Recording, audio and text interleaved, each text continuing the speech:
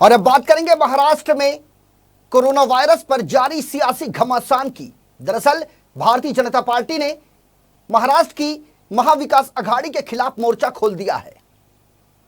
BJP ने सूबे की उद्धव सरकार पर कोरोना से निपटने में असफलता के खिलाफ महाराष्ट्र के अनेक जगहों पर काली पट्टियां बांधकर महाराष्ट्र बचाव आंदोलन किया। नागपुर दक्षिण से विधायक मोहन मते ने काली पट्टी बांधकर और सोशल डिस्टेंसिंग का विशेष ख्याल रखकर अपने कार्यकर्ताओं के साथ आंदोलन किया।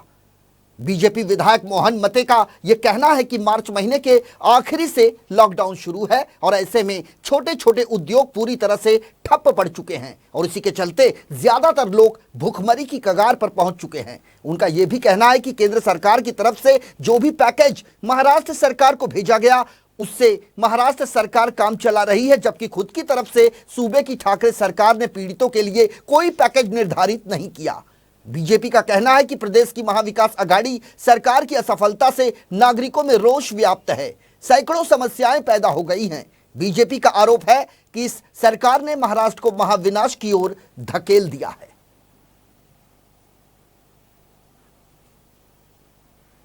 ये सरकार ने कोई अपना विशेष पैकेज महाराष्ट्र सरकार के लिए नहीं दिया और इसके कारण आज लोग पैनिक होते जा रहे हैं। लोगों के काम धंधे बंद है, 2 महीने से लोग बाहर नहीं निकल रहे रास्ते पे और उसके कारण उनके काम धंधे बंद होने के कारण लोग आज भुखमरी का शिकार हो रहे हैं। मुझे ऐसा विश्वास है कि जिस समय हमारे विरोधी पक्ष नेता माननीय देवेंद्र फडणवीस हमारे शीर्षस्थ नेता जब इन्होंने मुख्यमंत्री को मिलने का समय मांगा तो उन्होंने मिलने का समय नहीं दिया, तो इन्होंने राज्यपाल से मिलकर उनको सब बताया।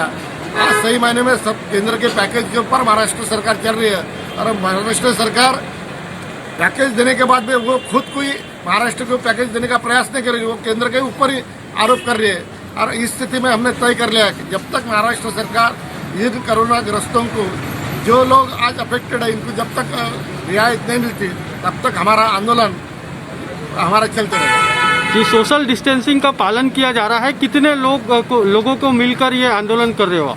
हम 5 लोग मिलकर आंदोलन कर रहे हैं। हमने सब जगह पे तय कर लिया कि सोशल डिस्टेंस मेंटेन कर रहा। 5 लोग रहेंगे, 5 ही लोग हम हर चौक में हर एरिया में नगर चौक अपने एरिया में कर रहे हैं। हमारे पार्टी के पदाधिकारी के लिए अलग एरिया में कर रहे हैं, MLA करके हम अलग एरिया अपने जगह पे कर रहे हैं। हमारे घर आंगन में हम कर रहे हैं। आज अपने को मालूम है हमारे यहाँ कम्युनिटी किचन चालू है और हमको सुबह से यहाँ पे लोगों की व्यवस्था के लिए आना पड़ता है, इसलिए हमने तय कर लिया आज हमारा ये जो आंदोलन का जगह रहेंगे वो कम्युनिटी किचन के बाजू में रहेंगे। इस दृष्टि से हमारा ये सब चल रहा है। तो ये थे नागपुर दक्षिण से भारतीय जनता पार्टी के विधायक मोहन मते। इनका पक्ष जानने के बाद हमारे संवाददाता पारस वैसवारे ने कांग्रेस पार्टी के महाराष्ट्र प्रदेश पूर्व अध्यक्ष माणिकराव ठाकरे से संपर्क साधा। जी, ये बताइए, केंद्र के जो पैकेज से महाराष्ट्र सरकार चल रही है ऐसा आरोप भारतीय जनता पार्टी द्वारा किया जा रहा है, क्या कहना चाहोगे इस पर आप? देखिए, ये जो फडणवीस जो है पूर्व मुख्यमंत्री ये अभी बौखला गए हैं, उनको दूर दूर तक कोई सत्ता नजर नहीं आ रही है जी। इसलिए इस तरीके से बातें कर रहे हैं। सभी को पता है पूरे देश के अंदर सबसे ज्यादा अगर रेवेन्यू या जिस तरीके से अलग अलग टैक्स के माध्यम से पैसा सेंट्रल गवर्नमेंट को मिलता है, मुंबई महाराष्ट्र से मिलता है जी। और ये बात स्पष्ट है कि महाराष्ट्र को किसी को इसकी जरूरत नहीं है। महाराष्ट्र खुद के बलबूते पे सबको विकास कर सकती है, सब लोगों को मदद कर सकती है। लेकिन जिस तरीके से सेंट्रल गवर्नमेंट ने जो उनकी जिम्मेदारी थी, जो उनकी तरफ से हर स्टेट को मदद करने की बात थी, उन्होंने 20 लाख करोड़ का पैकेज जाहिर किया है। लेकिन उस 20 लाख करोड़ के अंदर जो चिदम्बरम जी ने कहा है कि इसमें तो 1.25 लाख करोड़ ही ऐसे है कि जो कुछ लोगों के हाथ में जाएंगे, लेकिन स्टेट को जब मदद मिलने की बात है तो कोई मदद नहीं मिल रही है। ना कोई गवर्नमेंट वहां किस तरीके से चलना चाहिए, उनको मदद मिलनी चाहिए, ये कोई सेंट्रल गवर्नमेंट सोच नहीं रही है। तो ये स्पष्ट हो चुका है। और आज अगर उनको इतनी ही फिक्र स्टेट गवर्नमेंट की होती या स्टेट गवर्नमेंट चलाने की बात होती तो उन्होंने 20 लाख करोड़ के पैकेज में उसमें हर स्टेट को कुछ ना कुछ दिया होता।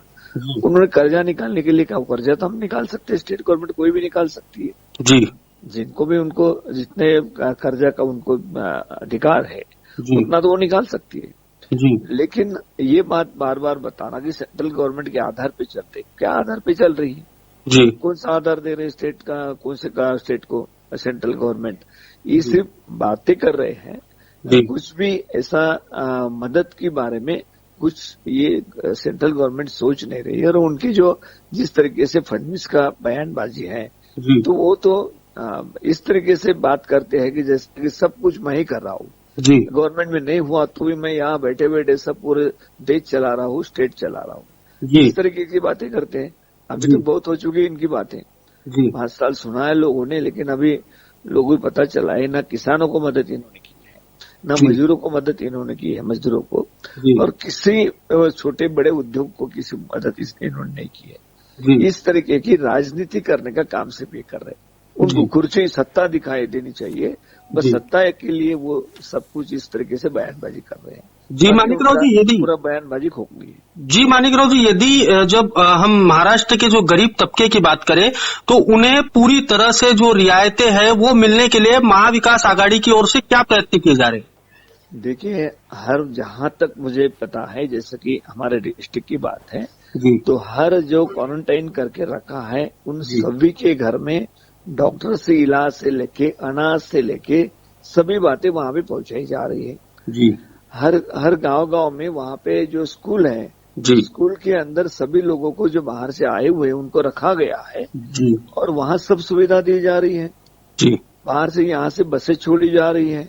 जी जगह जगह पे जो भी भूखे पैसे लोग चल रहे हैं या कोई गांव में उनको राशन नहीं मिल रहा है, जी ऐसे 4.5-5 लाख लोगों के लिए अलग से भंडार चला रही है। जी मतलब मुझे नहीं लगता कि कोई कमी महाराष्ट्र गवर्नमेंट की तरफ से है, जी लेकिन जो मदद सेंट्रल गवर्नमेंट से मिलनी चाहिए वो जी। मदद नहीं मिल रही है, स्पष्ट है। जी। बात करने के लिए बहुत बहुत धन्यवाद।